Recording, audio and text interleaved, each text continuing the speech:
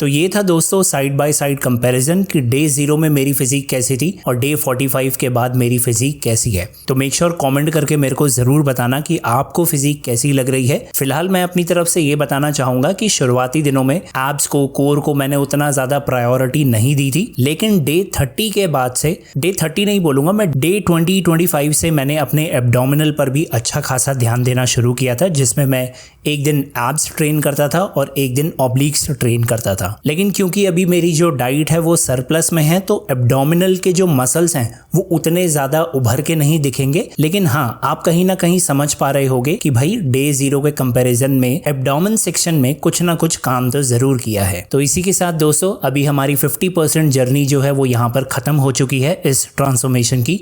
अब रिमेनिंग 50% जो है वो आपको देखने को रेगुलरली इसी तरीके से मिलती रहेगी। तो मेक श्योर दोस्तों हमें इसी तरीके से सपोर्ट करते रहिए, क्योंकि जर्नी जो है वो अभी तो जस्ट शुरुआत ही है। मेक श्योर अगर आप लोग चैनल पर नए हैं तो सब्सक्राइब जरूर कर लीजिए और साथ ही में नोटिफिकेशन बेल भी प्रेस कर देना। काफ़ी भाइयों की कंप्लेन थी कि मैं वीडियोस जो डाल रहा हूं उनके पास उन वीडियोस की नोटिफिकेशन नहीं आ रही है। तो अगर मेरे कोई पुराने सब्सक्राइबर लोग देख रहे हैं तो आप लोगों को मैं रिक्वेस्ट करूँगा, एक बारी चैनल को अनसब्सक्राइब करके दोबारा से सब्सक्राइब करिए और फिर उसके बाद जो नोटिफिकेशन बेल है फिर उसको प्रेस कर दीजिए। क्योंकि ऐसा ये भी रीज़न मैं आपको बता देता हूँ, अगर आप लोगों मेरे बहुत पुराने सब्सक्राइबर होंगे तो आपको पता होगा कि मेरा यूट्यूब चैनल एक बार ही हैक हो गया था। और हैक होने के बाद क्या होता है कि यूट्यूब चैनल ना एक तरीके से एक कॉम्प्रोमाइज्ड सेक्शन में आ जाता है, जिसकी वजह से यूट्यूब, आई थिंक, मुझे ऐसा लगता है कि यूट्यूब जो है वो उस चैनल की वीडियोज़ को ज़्यादा रिकमेंड नहीं करता।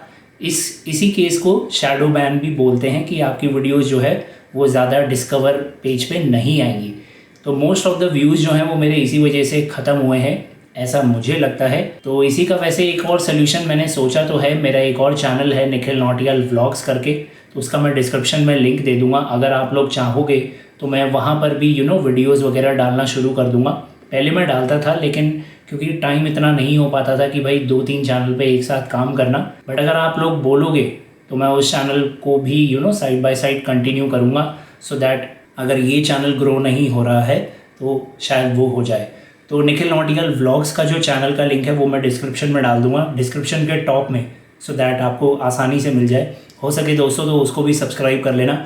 वहाँ पर मैं कोशिश करूँगा डेली व्लॉग्स डाल दूँ, जो मैं अभी वर्कआउट कर रहा हूँ उसको थोड़ा सा एक्सप्लेन करते हुए, या फिर मिनी व्लॉग्स वहाँ पर मैं डाल सकता हूँ। जो भी आपकी क्वेरीज वगैरह हैं, जो भी आप थॉट शेयर करना चाहते हो, कमेंट सेक्शन के थ्रू शेयर कर दीजिए और हमारी हेल्प करिए दोबारा से इस चैनल को ग्रो करने के लिए। क्योंकि आपको भी पता है यूट्यूब जो है वो कोई साइड बिजनेस नहीं है, कोई साइड करियर नहीं होता।